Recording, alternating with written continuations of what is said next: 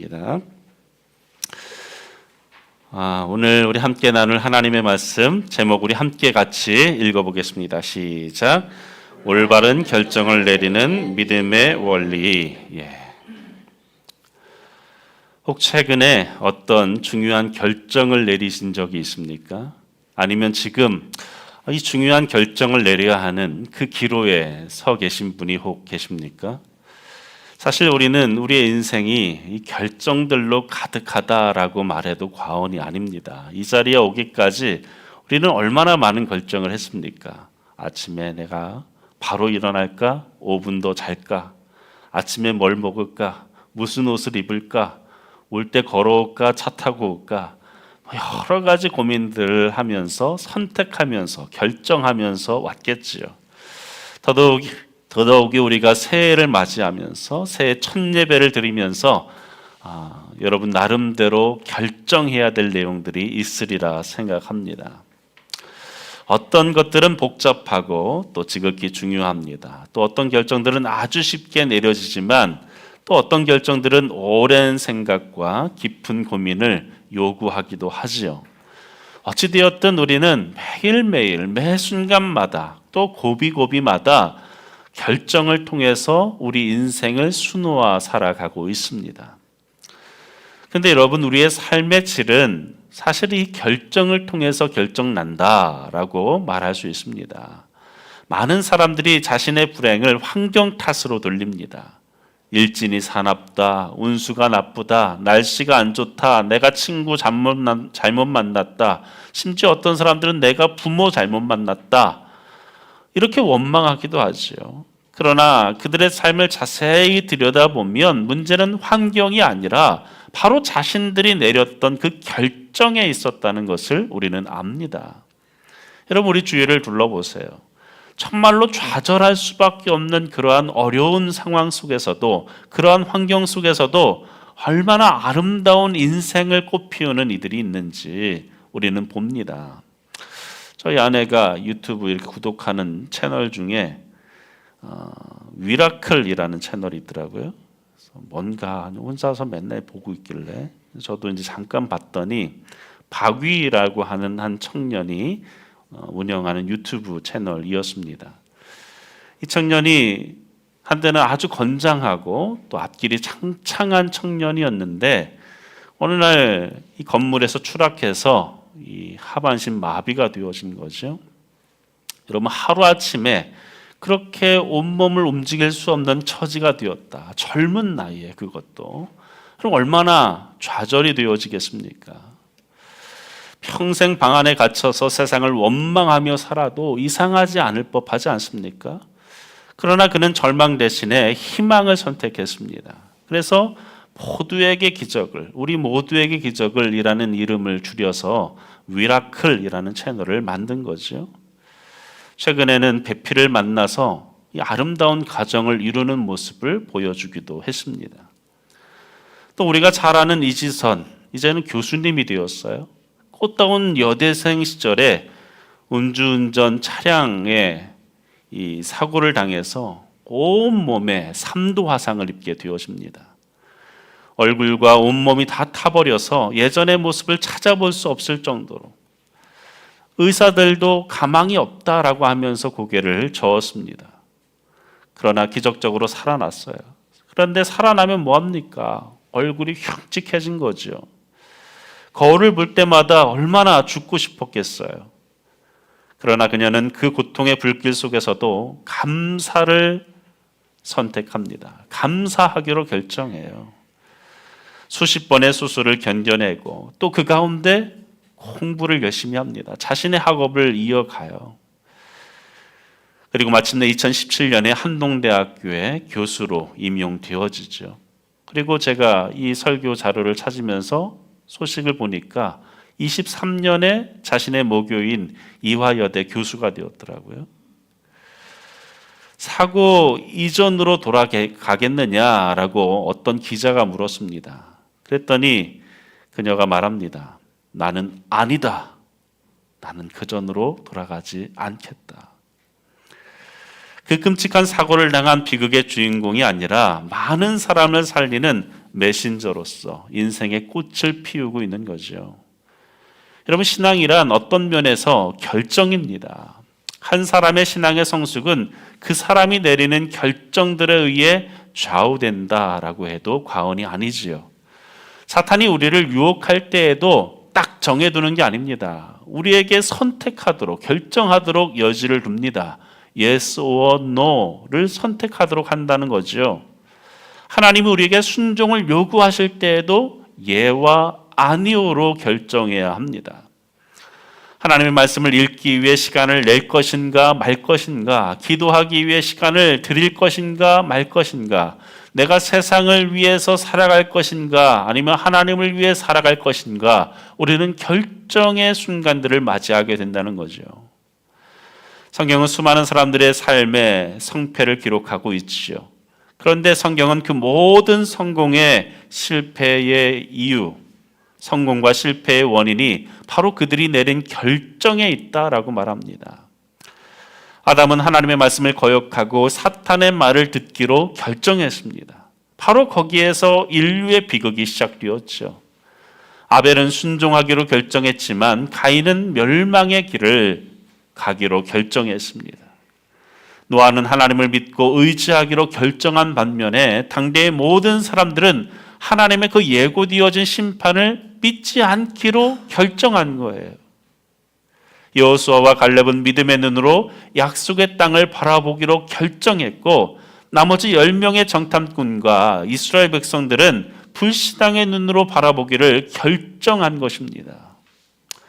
그래서 그들은 광야에서 쓰러질 수밖에 없었죠. 여러분, 이처럼 결정이 중요합니다. 결정이 관건인 거예요.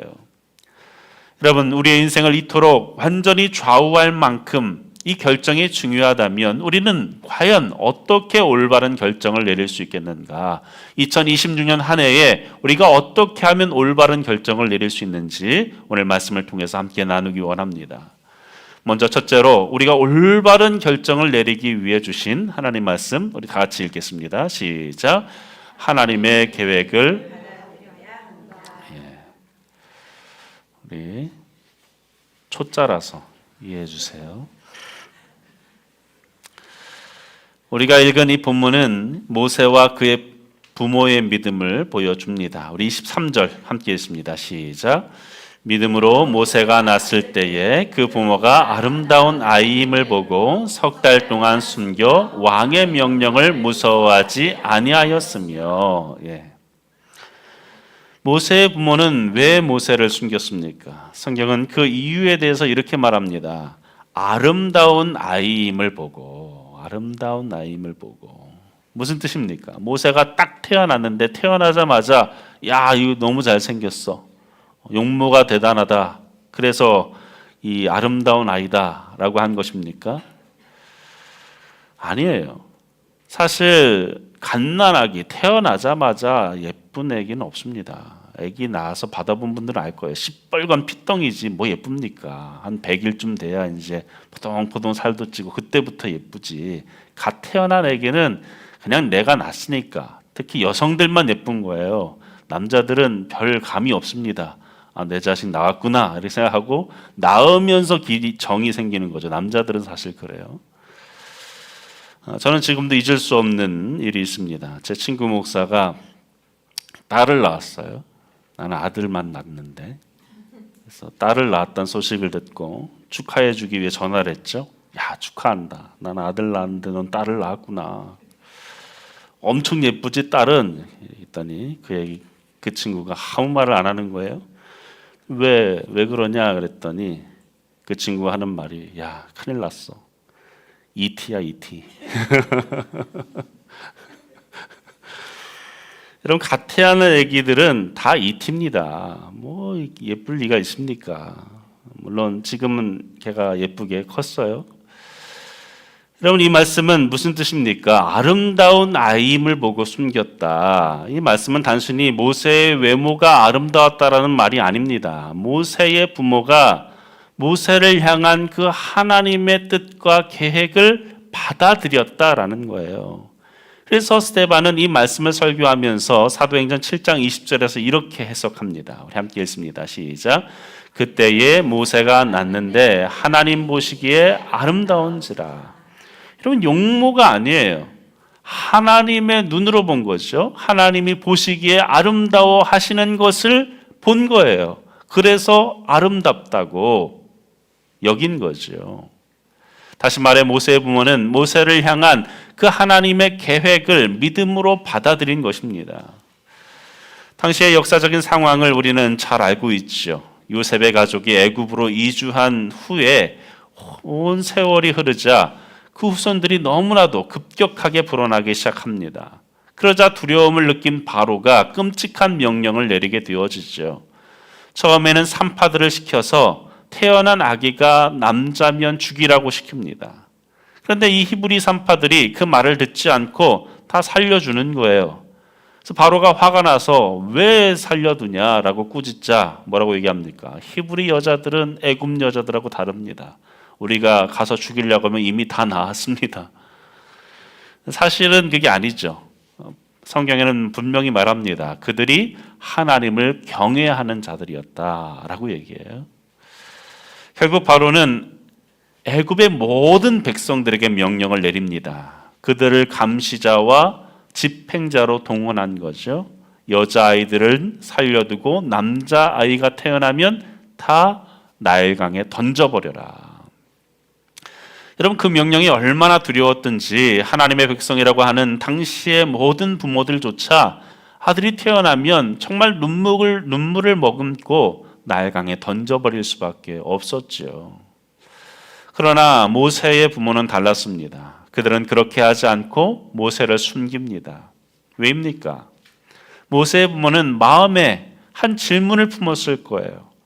이 모든 일을 아시는 하나님, 도대체 왜 하필 이럴 때에 우리 가정에 이 남자아이를 주셨을까? 그들은 자신과 모세를 향한 그 하나님의 선하신 계획을 받은 것이죠. 그것을 본 겁니다. 다른 부모들은 왜 자녀를 강가에 던졌습니까? 하나님의 계획보다 세상의 압력을 더 무서워했기 때문이죠. 하지만 모세의 부모는 왕의 명령보다 하나님의 계획을 더 높이 바라보았습니다. 자신과 모세를 향한 하나님의 너무나도 완벽한 계획을 믿음으로써 받아들인 거죠. 이럴 때에 우리에게 아이를 주신 것, 특별히 남자아이를 주신 것은 하나님의 뜻이 있기 때문이야. 우연이 아니야. 뭔가 뜻이 있을 거야. 하나님의 뜻과 계획이 있다면 반드시 살려주실 거야. 아마 그들은 그렇게 믿었을 것입니다. 여러분, 모세의 부모라고 왜 두렵지 않았겠습니까? 왜 불안하지 않았겠습니까? 만일 모세를 키우다가 발각 뛰어지면 그들만 해를 입는 것이 아니잖아요. 이미 딸이 있었어요. 미리암이 있었습니다. 아들도 있었어요. 아론이 있었어요. 그 자식들의 목숨까지도 위태로워지는 상황 아닙니까? 온 가족이 왕의 명령을 어김으로 몰살당할 수도 있는 거예요. 얼마나 두려웠겠습니까? 그리고 얼마나 또 하나님 앞에 간절히 기도했을까요? 때로는 불안해하다가 다시 믿음으로 극복하다가. 하지만 아이를 계속해서 숨길 수가 없죠. 아이가 클수록 울음소리가 커지잖아요. 더 이상 숨길 수 없는 한계에 이르게 되어집니다. 석 달 동안 숨겼지만 그 이상을 숨길 수가 없게 되어진 거죠. 결국 눈물을 머금고 결단을 내립니다. 더 이상 품에 안고 있을 수 없으니까 이제 하나님의 품에 안겨드리기로 결정한 거죠. 모세를 갈대 상자에 담습니다. 물이 새지 않게 역청을 꼼꼼히 칠합니다. 그리고 그 어린 생명을 저 차가운 나일강의 갈대숲 사이에 놓습니다. 어떤 사람들은 이 모세를 물에 동동 띄웠다고 생각하는데 그렇지 않아요. 그런 부모가 어디 있습니까? 갈대 사이에 놓은 거예요. 성경을 잘 봐야 돼요. 누가 처음 그런 루머를 퍼뜨렸는지 모르겠는데 갈대 사이에 놓았어요. 여러분, 이것은 자포자기가 아니라 내 손을 떠나서 하나님의 손에 이 아이를 온전히 맡기는 믿음의 승부수였습니다. 왜 그랬는가? 그 상황을 미리암으로 하여금 보도록 했어요. 엿보도록 했습니다. 하나님이 이 아이를 어떻게 인도하실지 믿음의 눈으로 지켜본 거죠. 마침 그때에 하나님의 섭리 가운데 바로의 공주가 목욕을 하러 내려왔다가 그 상자를 발견합니다. 상자를 열자마자 울음소리가 터뜨려집니다. 공주는 그것을 보자마자 히브리 아이인지를 바로 알아차립니다. 왜냐하면 히브리인들의 그 강보, 이 타올이 그 안에 있었기 때문에. 그런데 그 상자를 열고 아이와 눈이 마주치는 그 순간에 공주의 마음 속에 어떤 마음이 들었습니까? 내가 이 아이를 키워야겠다. 이 마음이 들은 거예요. 여러분, 그 마음 그 자체를 누가 주셨습니까? 하나님이 주신 거예요. 모세의 부모는 하나님 앞에 맡겨드렸자니 이제 그 마음을 바로의 딸에게 준 것이죠. 여러분, 이 현실적인 고민이 생깁니다. 지금이면 분유를 타서 먹이면 되지만 그때 분유가 어디 있습니까? 젖을 먹여야 되는데 자신이 낳은 것이 아니니까 젖이 안 나오잖아요. 순간 공주가 망설이는데 어디선가 한 여자애가 쪼르르 나옵니다. 그랬더니 말하는 거죠. 공주님, 우리 동네에 방금 아이를 낳고 젖이 잘 나오는 이 유모가 있는데 제가 좀 데려올까요? 공주가 허락하자 데리고 옵니다. 누구예요? 자기 엄마예요. 당시 관습에 의하면 이 유모가 이 궁에 들어가서 같이 사는 게 아니라 자기 집으로 데리고 가게 했어요. 성경에도 보면은 이 엄마가 모세를 다시 데리고 갑니다. 그리고 다 큰 후에 궁으로 데려다 놔요. 여러분, 그 기간 동안에 그냥 키웠겠습니까? 얼마나 많은 것들을 보급해 줬겠어요. 많은 물자들을 지원해 줬겠죠. 지금으로 치면 두둑한 연봉을 받았을 거예요. 여러분, 역사상 자기 자식 키우면서 월급까지 받은 엄마는 이 모세의 엄마밖에 없습니다. 내 자식 키우는데 월급 받은 거예요. 그때부터 모세는 세상 그 어떤 유학으로도 배울 수 없는 왕궁의 최고급 교육을 받습니다. 동시에 집에서는 어머니를 통해서, 모든 유대인들은 다 키울 수도 없었는데 어머니를 통해서 하나님에 대한 신앙 교육을 배웠던 거죠. 여러분, 이처럼 놀라운 은혜가 어디 있습니까? 이런 놀라운 일이, 이 기적과 같은 반전이 과연 어떻게 일어날 수 있었습니까? 그 이유는 오늘 본문이 우리에게 해석하는 대로 모세의 부모가 자신과 모세를 향한 그 하나님의 선하신 계획을 받아들였기 때문이에요. 여러분, 우리의 인생을 좌우하는 그 결정을 올바로 내리기를 원하십니까? 그렇다면 나를 향한 그 선하신 계획을 먼저 받아들이시길 바랍니다. 나에게 있어지는 그 일들을 불평과 원망을 쏟아놓기 전에 나에게 하나님이 뜻이 있으셔서 허락하신 거야. 나에게 이러한 환경을 주신 이유는 하나님의 또 다른 계획이 있기 때문이야. 그 선하신 계획을 바라보시길 바랍니다. 내 자녀에게 어려움이 생겨지면 원망하고 불평하는 것이 아니라 하나님의 선하신 뜻이 있기 때문이야. 여러분, 우리는 우연히 이 땅에 태어난 존재가 아닙니다. 하나님의 엄청난 계획을 가지고 이 땅 가운데 우리는 살고 있는 존재예요. 창세 전부터 하나님의 경륜 속에 계획되어진 존재가 바로 우리입니다. 그리고 그 하나님은 우리를 얼마나 사랑하셨는지 그분은 당신의 독생자 예수 그리스도를 이 땅 가운데 보내셔서 십자가에서 모든 것을 바치도록 하셨어요.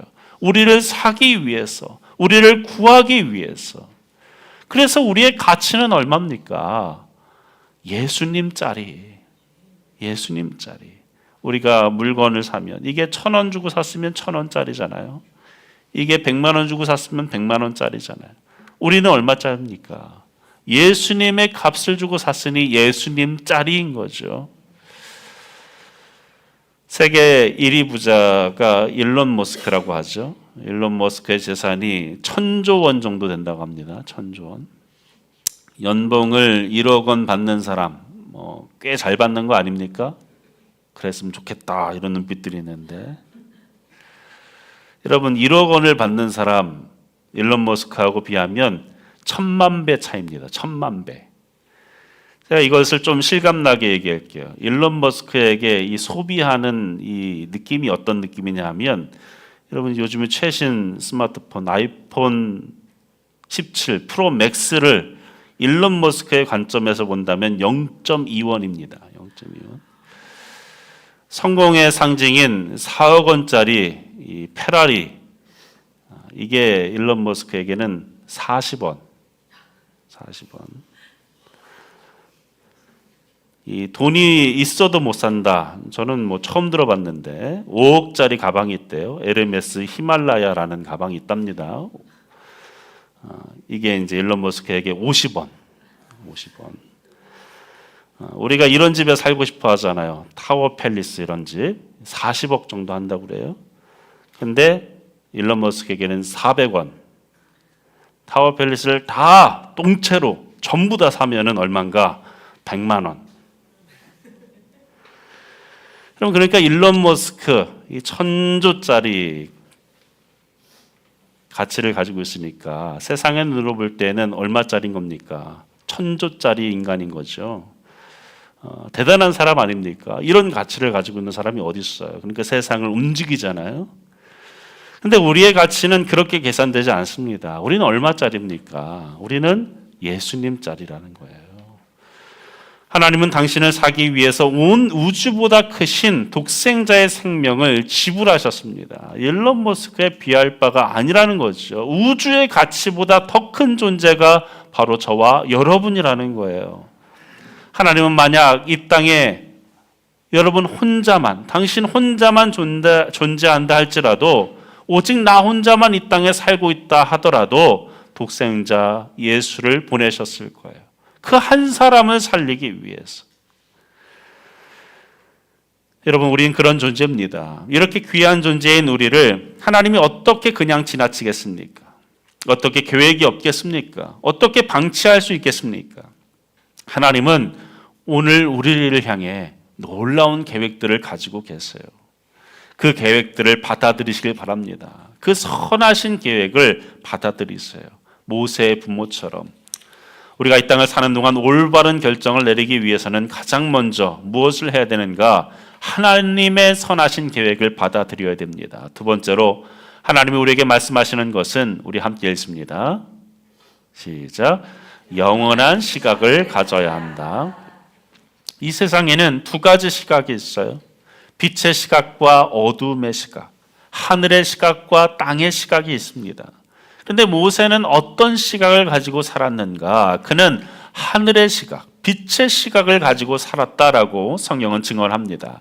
24절 함께 했습니다. 시작. 믿음으로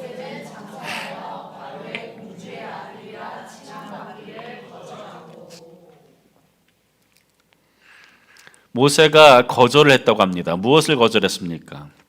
지금으로 말하면 뭐 장관 자리, 총리 자리, 대통령 자리 거절했습니까? 아니죠.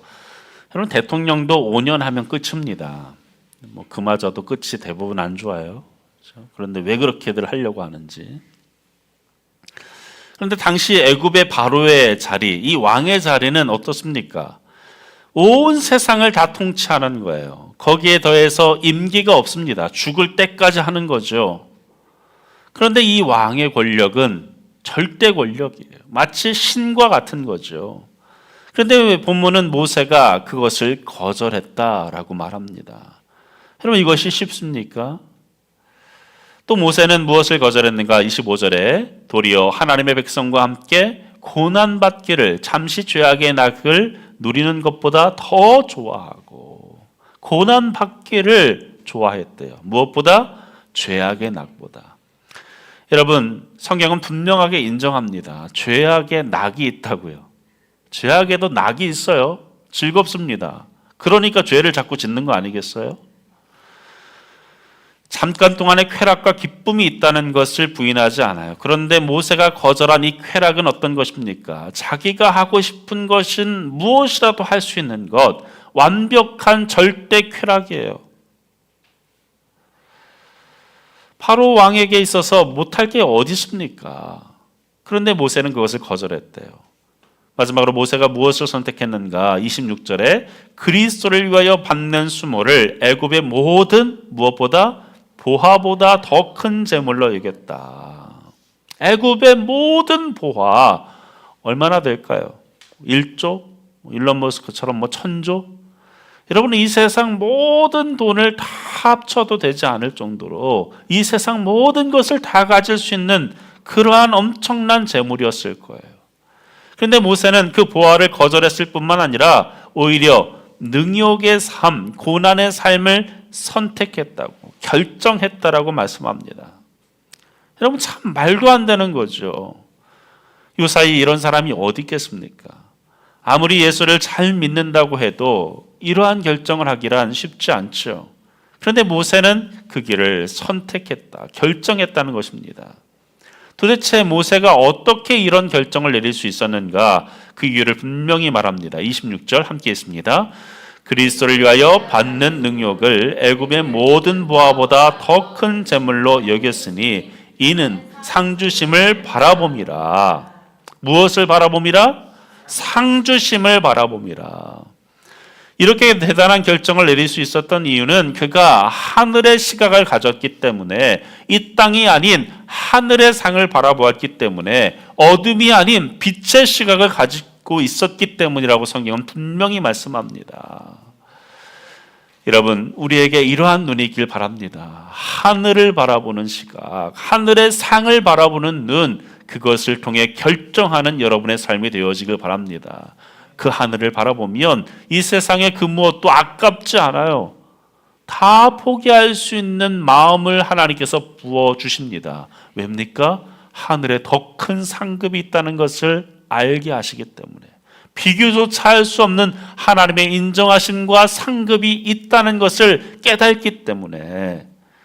예수님도 어느 날 우리에게 시각의 얘기를 하셨죠. 마태복음 6장 22절에 보니까 눈은 몸의 등불이니 그러므로 내 눈이 성하면 온 몸이 밝을 것이요 눈이 나쁘면 온 몸이 어두울 것이니 그러므로 내게 있는 빛이 어두우면 그 어둠이 얼마나 더하겠느냐.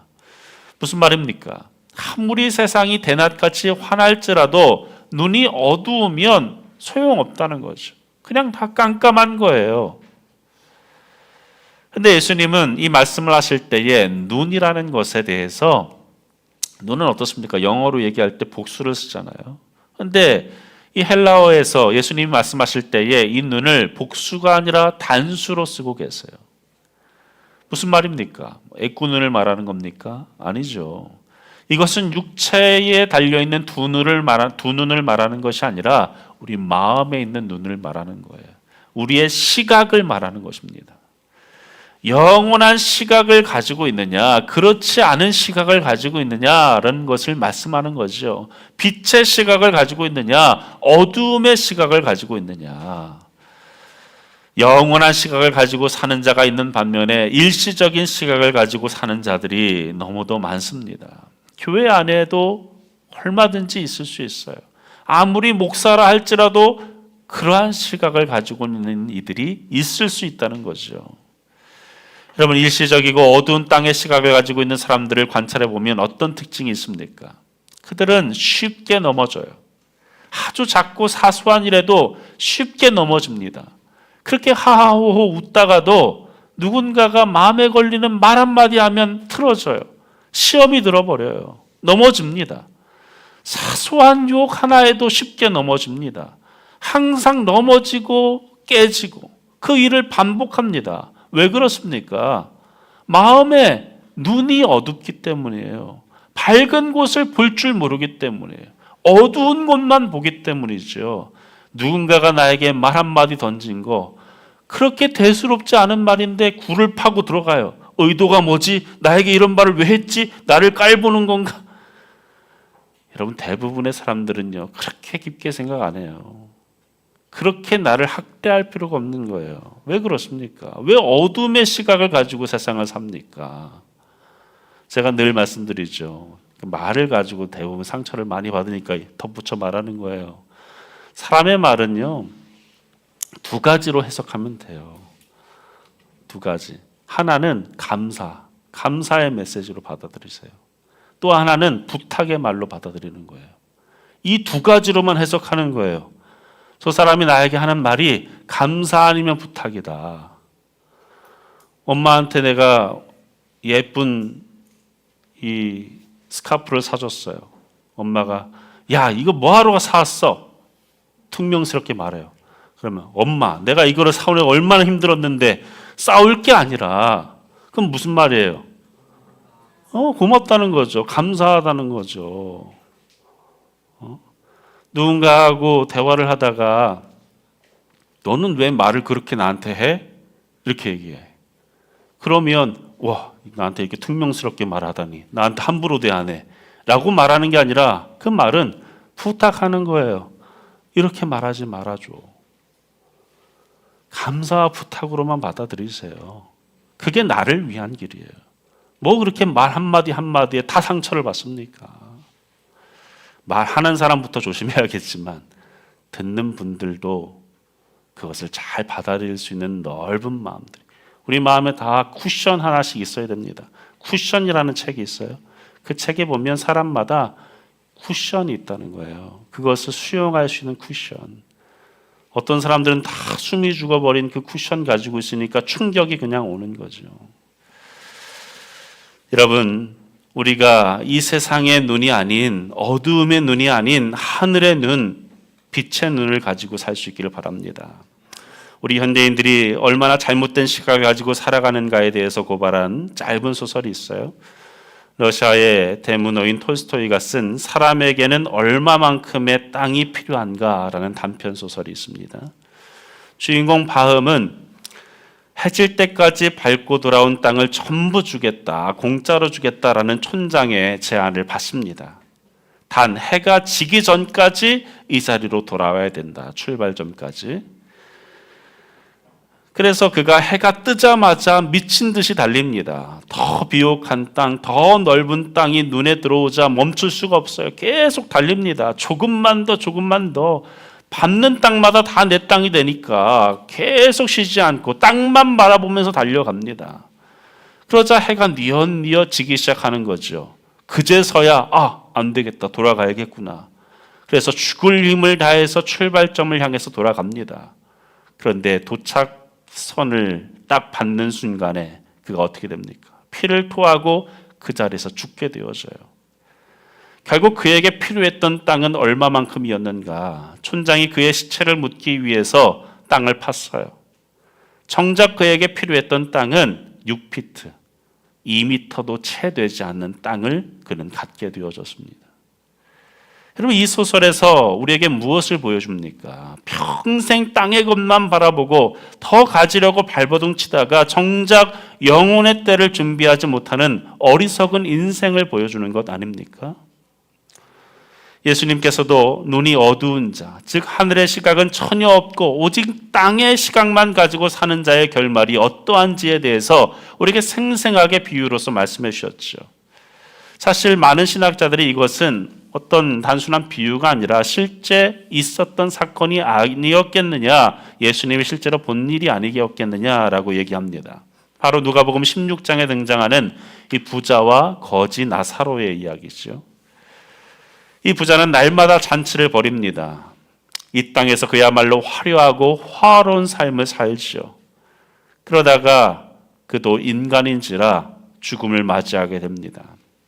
그런데 예수님은 그 죽음 이후의 삶에 대해서 우리에게 충격적인 사실을 말씀하죠. 그는 죽어서 지옥의 고통을 당합니다. 그 고통이 얼마나 심했는지 예수님 묘사해 주세요. 제발 저 손가락 끝에 물 한 방울을 찍어서 내 혀를 서늘하게 해주십시오. 여러분, 그 부탁을 누구에게 합니까? 자기 집 앞에서 구걸하고 있었던 그 나사로, 그를 보내서 저에게 그렇게 물 한 방울만 찍어서 내 혀를 서늘하게만 해주십시오. 살아생전에는 그렇게 거들떠 보지도 않았던, 그렇게 사람 취급도 하지 않았던 그 나사로, 그를 통해서 나에게 좀 은혜를 베풀어 달라고 그렇게 애원할 정도로 그렇게 끔찍한 고통의 장소가 바로 그 장소였습니다. 그런데 놀라운 것은 그 작은 요청마저도 철저하게 거절당할 수밖에 없는 것. 여러분, 이것이 죽음 이후에 부자가 마주한 비참한 현실이었습니다. 도대체 왜 이 부자가 이런 고통을 당해야 했습니까? 예수님의 가르침은 분명하죠. 그것은 바로 그가 이 땅에 사는 동안에 잘못된 결정들을 매일매일 내렸기 때문에, 하나님께서 그토록 많은 재물을 맡겨주셨는데 그는 그것을 오직 자기만을 위하여 사용하기로 결정했기 때문에, 자기 집 문 앞에 바로 곁에 있었던 그 가난한 나사로에게는 전혀 도움의 손길조차 주지 않고 눈길조차 주지 않고, 결국 그가 자신만을 위한 그 결정들에 의해서 인생을 살고 결국 그 인생이 끝나게 되었을 때에 그는 영원한 고통을 당할 수밖에 없었다라고 주님은 말씀합니다. 여러분, 왜 많은 사람들이 이 땅에 사는 동안에 잘못된 결정들을 내려서 결국 멸망의 길로 갑니까? 이유는 하나입니다. 영원의 시각이 없기 때문에, 영원을 바라보지 못하기 때문에, 나를 향한 그 하나님의 선하신 계획보다 세상의 압력을 더 크게 보고 오직 땅의 시각만을 가지고 살고 있기 때문에, 오늘 그래서 하나님은 모세와 이 모세의 부모를 통해서 우리에게 도전하십니다. 영원한 시각을 가져라, 하늘의 시각을 가져라, 빛의 시각을 가지고 살아가라 라고 말씀합니다. 오늘 말씀을 마치며 한 사람의 이야기를 들려드리고자 합니다. 조셉 스크라이븐이라는 사람이 있어요. 스크리븐이라고도 발음하는데, 그는 아일랜드의 이 부유한 가정에서 태어나서 명문대를 졸업한, 그러니까 세상의 기준으로 볼 때에 정말 남부러울 것 없는 청년이었습니다. 하지만 그의 인생에 감당할 수 없는 비극이 어느 날 찾아옵니다. 한 여인을 너무나도 사랑했고 이 여인과 결혼하기로 한, 약혼녀였어요. 이미 약혼도 했고 이제 결혼을 해야 되는데 다음 날이 결혼식입니다. 그런데 이 약혼녀가 불의의 사고로 물에 빠져 죽습니다. 가장 행복해야 될 그 결혼식 날이 장례식 날이 되어진 거죠. 그럼 그 참담한 심정을 누가 알겠습니까? 그 찢어지는 가슴을 안고 고향을 떠나서 캐나다로 이민을 갑니다. 그곳에서 시간이 지나서 마음을 추스르고 그렇게 살다가 새로운 여인을 또 만나게 됩니다. 그리고 그 여인과 결혼을 다시 약속하게 되어지죠. 근데 그 여인마저, 그 약혼녀마저 결혼을 앞두고 폐렴을 앓다가 3개월 만에 죽습니다. 여러분, 세상의 계산법으로 볼 때 이 사람의 인생은 어떻습니까? 철저한 불행자죠. 철저한 실패자죠. 저주받은 인생 아니겠습니까? 누가 이 사람하고 연애조차 하겠습니까? 저 사람하고 연애했다가는 죽겠구나. 아마 그의 마음에 이런 하소연이 있지 않았겠습니까? 하나님, 도대체 왜 저한테 이러십니까? 원망하며 그렇게 무너져도 전혀 이상하지 않을 인생 아닙니까? 하지만 그 가장 깊은 절망의 밤에 이 스크라이브는 땅의 시각이 아닌 하늘의 시각으로 자신의 인생을 바라보기 시작합니다. 사랑하는 사람을 그렇게 떠나보냈지만 결코 나를 떠나지 않는 영원하신 주님을 바라봅니다. 영원하신 친구 되신 예수를 마음에 품게 되어져요. 내가 그토록 사랑하는 사람조차도 나를 떠나갈 수밖에 없는데 주님은 친구로서 내 곁에서 떠나지 않으시는구나, 이것을 깨닫게 되어져요. 그리고 어느 날 그는 병든 어머니를 위로하기 위해서 펜을 들어서 이런 고백을 씁니다. 죄짐 맡은 우리 구주, 어찌 좋은 친구인지. 세상 친구 멸시하고 너를 조롱하여도 예수 품에 안기어서 참된 위로 받겠네. 찬송가 죄짐 맡은 우리 구주의 작사가가 바로 이 조셉 스크라이븐입니다. 그는 2번이나 사랑하는 사람을 잃었지만 그 고난을 통해서 영원하신 주님의 품을 발견한 것이죠.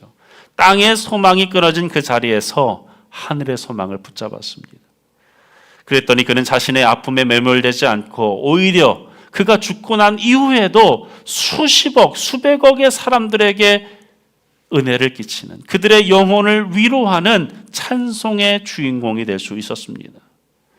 사랑하는 여러분, 지금 눈앞의 현실이 너무나도 힘겹고 아프고 또 두렵습니까? 당장 내 손에 쥔 것이 사라졌다고 낙심하지 마시기 바랍니다. 우리에게는 영원히 변치 않는 주님이 계십니다. 그분이 우리의 친구가 되어주신다라고 말씀하십니다. 땅의 계산법으로는 전혀 되어지지 않는 그 일들을 하나님은 이미 계획하시고 이루고 계십니다. 눈을 들어서 영원한 곳을, 그 하나님 나라를, 주님의 상급을 바라보는 여러분 되시길 바랍니다. 오늘부터 우리의 남은 생, 얼마나 남아있는 우리의 생일지 모르겠지만 이 자리에 있는 저라고 해서 제가 남은 인생 50년, 60년 산다라고 누가 보장할 수 있습니까? 우리 인생 얼마나 남은지 알지 못하겠지만 중요한 것은 무엇입니까? 하늘의 시각을 가지고 모세처럼 살아간다면, 또 우리의 믿음의 선조들처럼 살아간다면 우리도 우리의 인생이 얼마만큼의 기간일지 모르겠으나, 세상의 눈으로 볼 때 얼마만큼 성공한 모습일지 모르겠지만 하나님께서 보실 때에는 승리한 인생이라고, 상급받는 인생이라고 평하실 줄로 믿습니다. 2026년이 우리에게 그러한 올바른 결정을 내리는 복된 한 해가 되어지기를 주의 이름으로 간절히 축원합니다. 우리 말씀 기억하며 이 찬양, 조셉 스크라이븐의 이 마음으로서 나에게 친구 되시는 그 주님, 그 주님을 우리 감사함으로 찬양으로 고백합시다.